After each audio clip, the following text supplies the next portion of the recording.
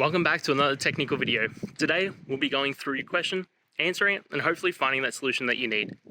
Guys, remember to stay just a little bit crazy, just like me, and hopefully get through to that resolution.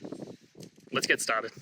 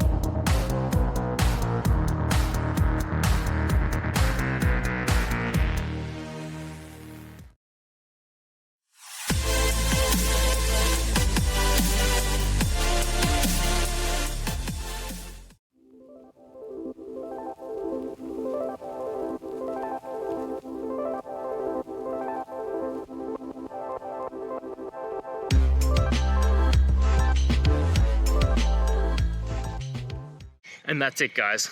I hope that video helped find the resolution you're looking for. If it did, please, I'd appreciate it if you could hit subscribe. Until the next time you need more technical help, I hope you have a good one. Cheers.